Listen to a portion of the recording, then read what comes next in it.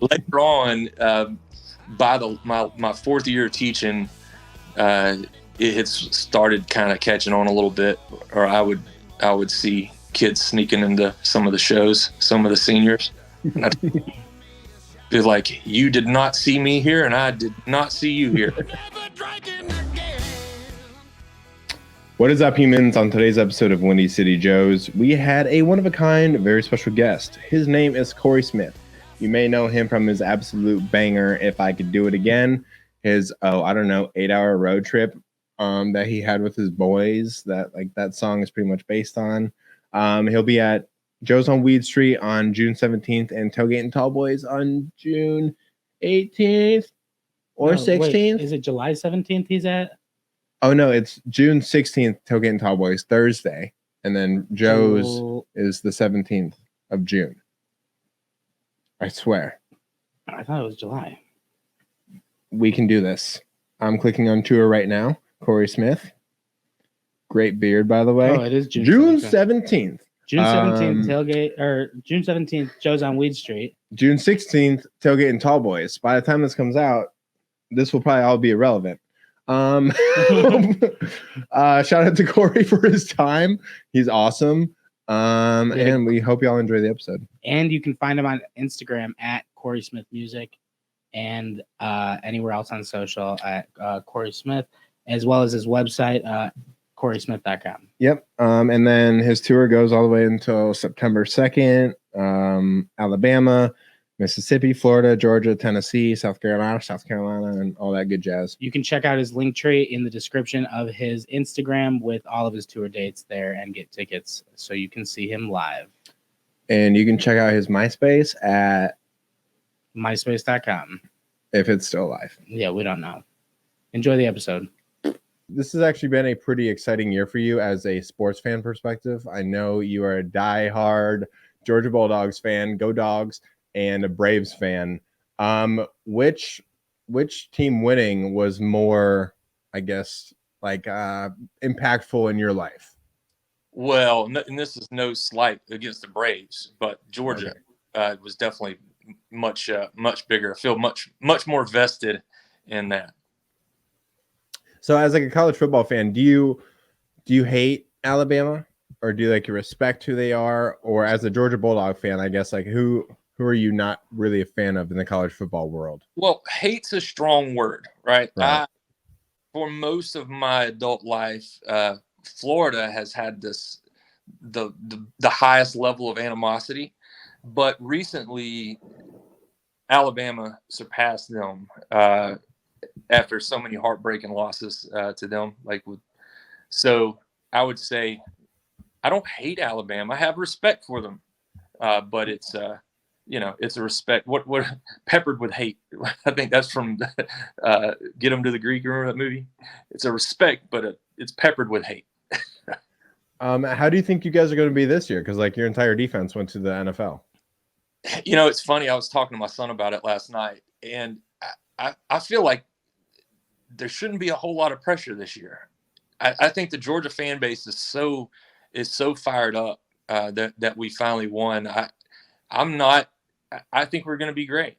I think we're going to be great. And if you think of all that has to happen to be able to run the gauntlet in the SEC and make it all the way, even into the playoffs, that's a hell of an accomplishment, a hell of a feat.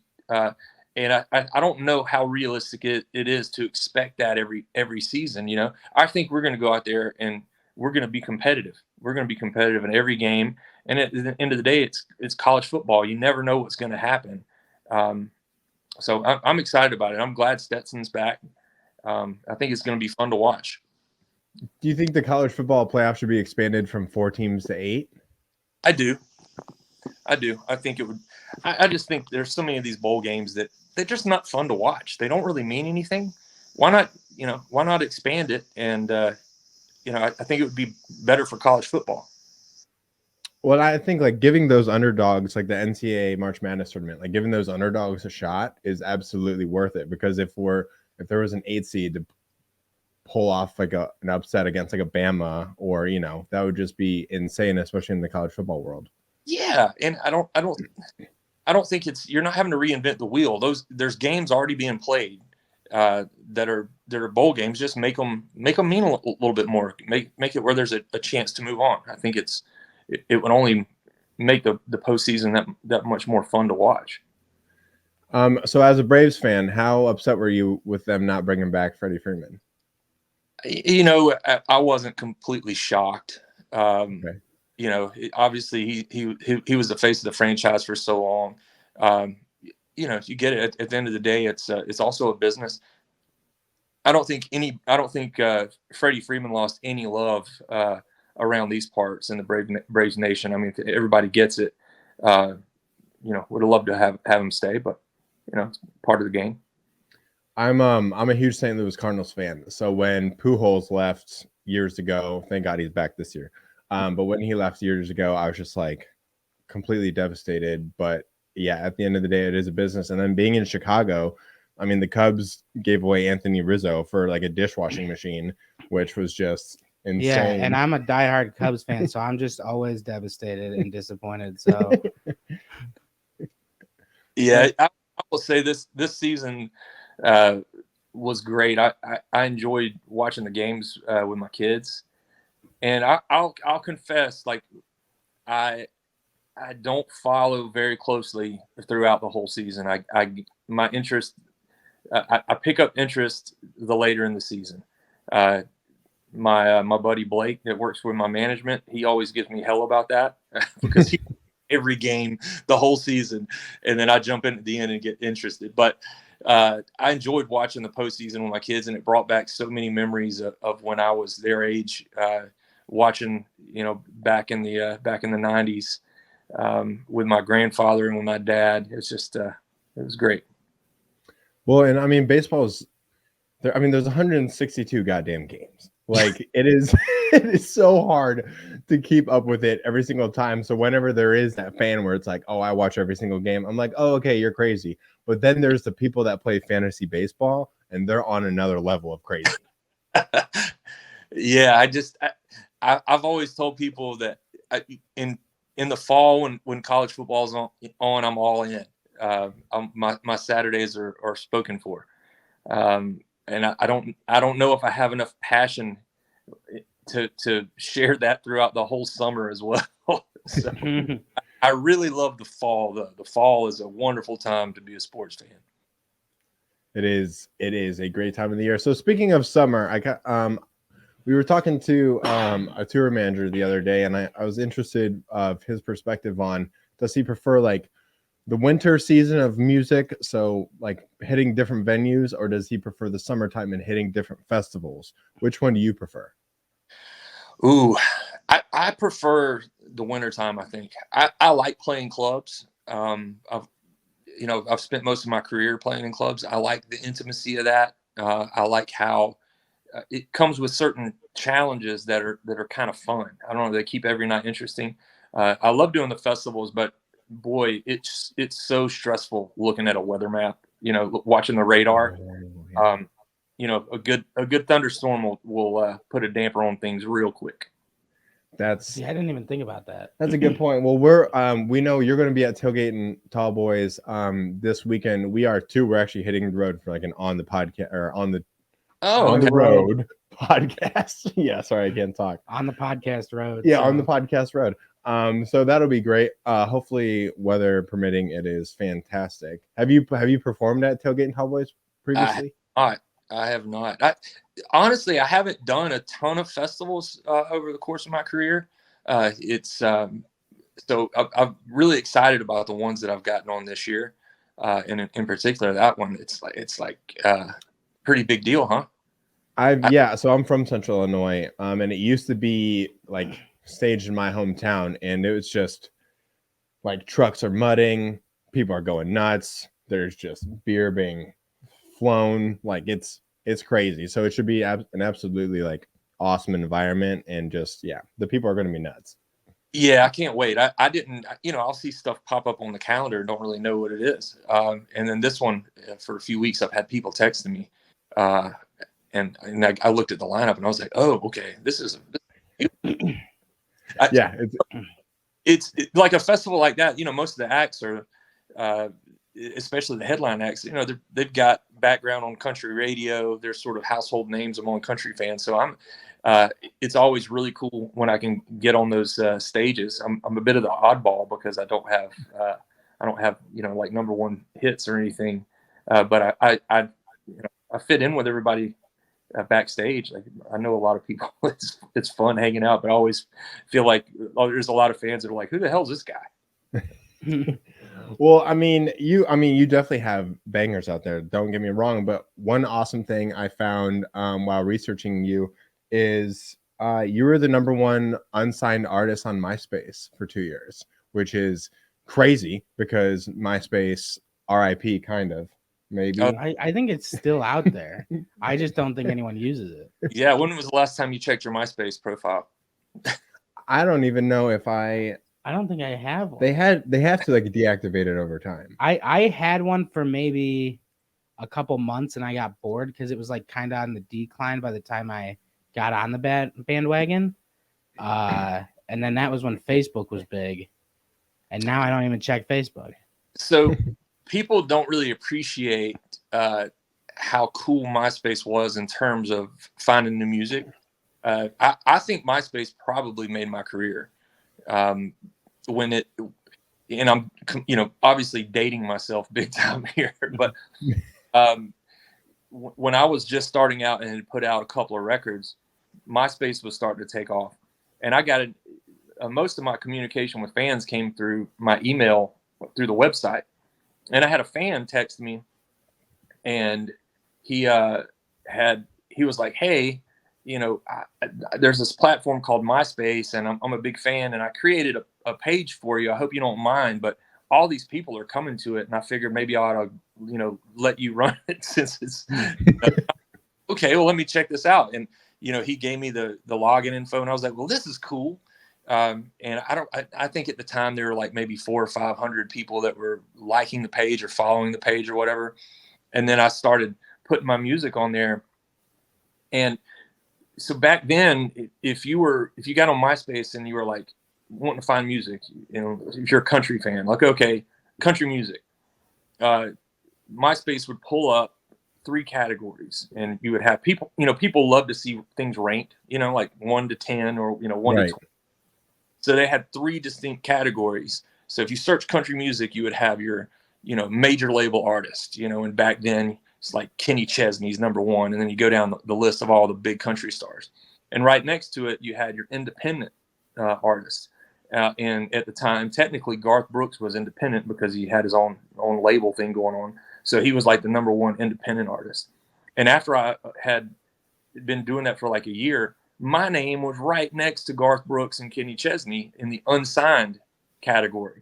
So you think most fans don't really give a shit about an artist label alignment, they don't. So for me, it was like people would see my name and go, "What's this unsigned stuff?" And they would click on it. And a lot of people would be like, "Well, that's cool. That's raw," and it stayed that way for over 2 years. So it explains why I was able to go to places like Jackson, Mississippi for the first time and have 500 people come out to the show. It blew my mind. That's awesome. And it is cool because MySpace, I did like and appreciate MySpace because not only could you rearrange your friends, like if one of them pissed you off, you're like, all right, you're dropping down to number 6 out of 8 instead of number 2. You know what I mean? But then you also have that song where it's like people can go to your page and you have that one song to describe your page or portfolio, I guess, which I loved. But it's super cool to hear how impactful it was for you on your journey, which and that's great. It was completely organic. I had nothing to do with it. I was already at that level before I even had a manager or anything. It was, it was not manipulated. It wasn't marketing schemes or anything. It was 100% organic. Like I felt like, man, is there somebody at MySpace that just likes me and has just flipped the switch or something? Because it came out of nowhere. I went from teaching high school to all of a sudden, going out to shows and having all these people show up is nuts. I was going to say that plays into your career because I came to learn that like your accident almost did happen, or your career did happen by accident. You were teaching high school, you won a contest, and you won a free 10, is it 10 songs like in the studio? Yeah, that's how I made my first album. Is I won an open mic contest at this little coffee house, and the prize was 10 or 12 hours of studio time, and I put a little bit with it. So I had basically 2 days in the studio. It was my first time, and I had, by that point, I probably had 25, 30 songs that I thought were pretty good. I was able to narrow that down to 10 or 11 songs, and went in and just played them on the guitar. So when did you actually start writing music? I wrote when I was a teenager, just out of high school. And then got more and more serious about it as I got through college. When I got out of high school, I was like, I had hair then, so had my, growing my hair out, and thought I'd be could be a rock star or something. I had a band with my buddies, and we partied more than we played music, but it was fun. And that's part of it. Yeah. And then I started going out doing like little bar gigs where I would sit up in the corner and play cover songs, play Skinner and Garth Brooks and David Allan Coe and Matchbox 20 and Dave Matthews and all kind of shit. And that was pretty fun. But then that got kind of old too. I felt like people were plunking quarters in me, like I was a human jukebox or something. And then I decided I didn't really want to do that. I met my wife, decided to be a teacher, and got my priorities in order. And at that point is when I really started learning how to write, because I wasn't doing it as a means to an end. I was doing it because it fascinated me. It made me happy. It was a way of me, it was like therapy. And yeah,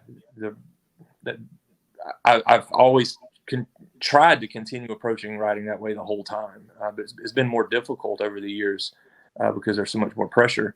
But that was really, once I accepted that I loved writing and I was going to write whether people were going to hear it or not, that's when I really started writing. How big was this high school that you were teaching at? Like, how many students were in a grade roughly? We were we were at the time 5A, so there were probably 2,500 students there. Maybe it was a big school compared to a big school. Yeah. I graduated with like 48 people. So okay. Yeah, that was a much bigger Metro Atlanta. It's like 45 minutes from here. How many of them found you on Facebook, or not Facebook, MySpace? Later on, by my fourth year of teaching, it had started kind of catching on a little bit, or I would see kids sneaking into some of the shows, some of the seniors. Feel like, you did not see me here, and I did not see you here. I'll see you in class one day. That's awesome. As a kid, what was your worst class? Oh, I always hated math. Yes. Math and English. I hated school most of it.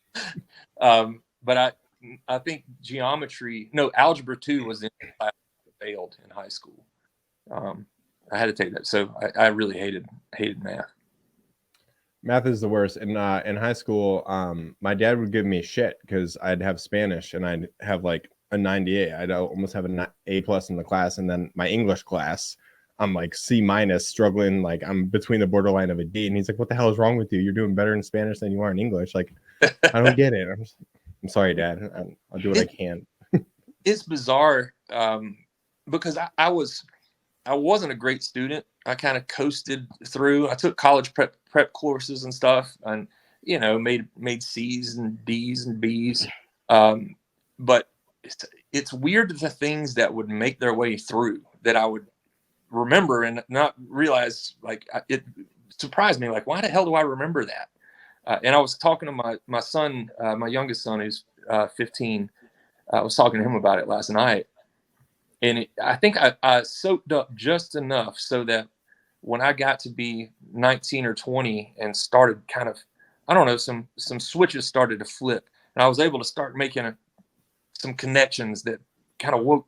I hate to use the term woke me up, but kind of like, oh, okay. I kind of started figuring some shit out and decided at that point to take my college education more seriously, and that I was going to go into that environment. And from that point on, I loved academics, and I loved all subject areas. I was a pretty good college student. I was a 6-time presidential scholar, and I was gung ho on academics. I thought I was going to retire as a teacher. I was even going to grad school as my music was taking off, and I had to make a choice. Like, okay, I'm going to give up on grad school and do this music thing and see where it takes me. Yeah. So can you take us back to that day, or was it over a span of like 2 weeks? Like, I need to. It was a span of months, really. Okay. Once I kind of took over the MySpace thing and I started tracking the website and the traffic we were getting. And at that point, I was mostly just playing within, a few hours of the house, mostly in Metro Atlanta, playing at little bars. And by this point, I could go set up in the corner of a bar, though, and I could play mostly my music and then pepper in some covers. But I started seeing the numbers grow like exponentially. It was, goodness gracious, and that was about the time where I was teaching during the day. 3 days a week, I would leave school and go back to Athens and take grad school classes. And then some nights I would go play in like Buckhead. I'd go play in Buckhead on a Thursday night and get back home at 4 a.m. and jump in the shower and then drive to school and then teach on Friday. I'd usually show a movie. But I was like, God, this is intense. So I decided, all right, I'm done with grad school and I'm just going to do teaching and music. And then I did that for a whole fall. And I had my first show at the Georgia Theater in Athens. I expected to, maybe to get 400 or 500 people there, but it sold out in advance. And I made more that night than I made in like 2 or 3 months of teaching. And at that point, I was just like, man, it was really hard to get up and go to work on Monday morning after I played that show. So I went in that next week and sat down with the principal and my department head and explained to them what was going on. And they got it. So I left teaching that was in December. So I didn't come back after the holiday. They found somebody to replace me and were gracious enough to let me out of my contract, and the rest is history. So did they have any idea that this was going on while you were doing it? Or was it like kind of like, we didn't even know that you were making music? They knew that I played music. They knew I played in bars and stuff, and they were cool with that. But I actually showed them the metrics. I was like, look at this, y'all. I was like, this is growing exponentially. And, and they understood. I don't think they imagined. I think they probably thought I was making a huge mistake. Make sure to keep your teaching license in case this doesn't work out. But they were very cool about it. Have you substituted at all since that time? Oh no. No. No plans? No plans on it. I think I've been away from it for so long now. Hell, 15, 20 years. I don't know. I'm not good with math again. I left the end of 2005. So I would be a bumbling idiot at the head of a classroom right now probably. And I would probably get fired for dropping the F-bomb accidentally. Nothing wrong with that. I was gonna say your classroom etiquette kind of has to go a little bit down when you're on the road recording music. You're dealing with a whole different lifestyle, and you go in the classroom, you're like, what the fuck is this? Well, you got a song called "Fuck the Popo," Yeah, it just happens. Yeah. Well, my favorite thing about it was not having to get up so damn early in the morning. I thought like that next semester, that following year after I left teaching, when I realized like, shit, I don't have to set my alarm clock for 5. That was nice. I would sleep until like 9:30, stay up late. I thought that was the end all be all. This is the life right here. Yeah. Yeah. Don't even have to worry about the snooze button. 9:30 p.m. Another thing I love and appreciate you as an artist is you don't only have one live recorded album, you have two. I'm a huge fan of just live recorded music, and I wish there was more of it out there. Why, as an artist, did you decide to do that? And like, was it your call, or was it like a team's call with management? Or yeah, No, those were all mine. You know, it's much harder to make a studio record than it is to make a live record. Let me rephrase that. The goal with a studio record is you want it to sound like I do live. You want it to capture that thing, right? And that's my bread and butter has always been playing live. Where time and time again, I'd go in the studio and it just didn't sound like I do on stage. So there was always a little bit of a disconnect. So the most natural thing was like, we need to try to get some good live recordings to demonstrate to people what's going on at these shows.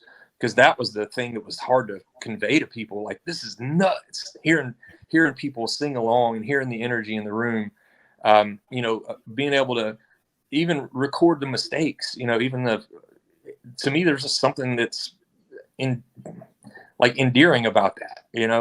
This isn't contrived. It's not fake. This is microphones up in the room capturing what we're doing. And I was always a big fan of live recordings as well. And like you said, the mistakes are like a part of it. Like we try and keep that too. Like if we fuck up during an interview, which happens, every 15 minutes. Yeah, we just times. There's so many times you can't. We just try and keep it going because it shows like authenticity and that we're nowhere near perfect and we're not trying to be, but like here's what we got. You know what I mean? Yeah, I'm not a big fan of like the American Idol or The Voice or those kind of shows because it everything is so perfect and polished and well choreographed, and people come out there and they have this one song, they get this one performance that's gonna make or break their careers. And in my line of work, that hasn't been the case, right? It's like to me, I've never had like a big break. I like just going out every night and doing the best I can and being relaxed and have fun. And odds are, if you play for an hour and 45 minutes, you are going to fuck up at some point. Fine. Right. It's fine. But yeah. So your incredible song, If I Could Do It Again, why do you think that connects so well with an audience, especially like a live audience? Because I have heard the live playings of it and it's awesome. I think it's a compelling story that people relate to. They've had similar experiences, and I think it's it illustrates the way that I've tried to approach the writing from the beginning, and that is find things that I want to sing about that are based on my experience and capture something and hope that if I'm honest about my experiences and my feelings at a certain time, then there'll be other people that are in a similar place and it'll resonate with them. And I think If I Could Do It Again is, it's an example of that. And oddly enough, that's how I felt about that at 26 or 27 when I think I might have had one kid at that point. I think my oldest might have been an infant. But I wouldn't write that song today, probably because I have a different perspective. But it documented my thinking at the time. So where did you hide the booze that the Alabama State Patrol did not find? If I'm being perfectly honest, that is a bit of a blemish or not an embellishment. I think we hid it in the cab of the truck. Okay. And yeah, the memory's kind of fuzzy, but I do think it was in a suitcase, and I did literally, me and my buddy, you remember those Mazda pickup trucks? Those Yeah. These were tiny pickup trucks, right? 2 seats in the front, no cab in the back, like no like second row seating. 2 seats in the front and then a tiny bed, and me and my buddy rode in the back from Jefferson to Panama City. It was an solid 8 hours there and back in the back of a pickup truck. How stupid were we? like, did you have like a blanket or like tarp. what? We had a tarp, and we would hide under the tarp. It was like we were being smuggled across the border or something, because we couldn't go down the interstate just sitting in the back of the truck. We'd probably get pulled over. So we laid down under a tarp the entire way down there. For 8 hours? For 8 hours. That was. How did you let the driver know that you had to pee or something? You just bang on the. We'd create a little gap, and we'd just reach up and bang on the window. Yeah, it was fun. We didn't realize how stupid it was at the time. And then on the way back, we got bold when we weren't on the interstate at the time, so we were on 2-lane road, and we took the tarp, and we were sitting in the back, and it was pretty outside. And got the guitar out, and we're just like, oh, this is great. And then we hit a squall line, this horrible thunderstorm, and then it rained on us the rest of the way back for like the next 5 hours. We had to, hunker under the tarp. It was miserable. Oh my God. Road trips with the boys. Yeah, exactly.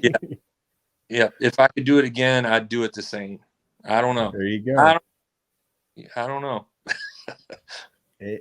Amen to that. What was your drink of choice back then, and what is it today? Oh man, back then I didn't care. Whatever was. I wasn't 21, so beggars can't be choosers. I do remember that Golden Grain line in that song. That was true. We had a bottle of Golden Grain. That did the trick. We used to make that hunch punch. Pour the Golden Grain into some Kool-Aid or some shit. That was always fun. Now I'm just a straight vodka club soda. Just lower calories, does the trick. I'm a big fan of. Nothing wrong with that. Nothing wrong with that. Yeah. Let's see. So I have here. You'll be at Joe's on Weed here in Chicago on June 17th. What do you know about Joe's? Oh man, I've been there a bunch of times. It's okay. When I started playing in Chicago, I played at the House of Blues. And that place was great too, but a very different vibe than Joe's. And the first time I played at Joe's, it was just packed. The vibe in there was great. The staff there was super friendly. Just a ton of great memories. I can't even count how many times I played there over the years. So I've missed that one a lot. I hadn't been there since 2019, so I'm looking forward to it. So you've been in Chicago multiple times, then I'm assuming. Have you had deep dish pizza? Yes. And the older I get, the Lou Malnati's. Yeah. Yes. And then there's another one that Giordano's. Giordano's. Yeah, Giordano's. Yeah, I think I liked Giordano's a little better, but they were both awesome. It's just so different than anything you can get down here. If it makes you feel any better, you're the only artist that has remembered the names. Not only one of them, but both of them. Yeah, but both of them. Because they're always like, I don't know, man. It started with like a something, and they can't. Some of them don't even remember. They're like, I don't know. I tried one of them. And, yeah. But honestly, it's hard to find bad pizza in Chicago. That's true. Like you really got bad pizza, right? Pizza's like, like even when it's bad, it's still pretty good. Yeah, and it's like, if you've been out drinking, it's like it's really hard to find bad pizza anywhere. But yeah,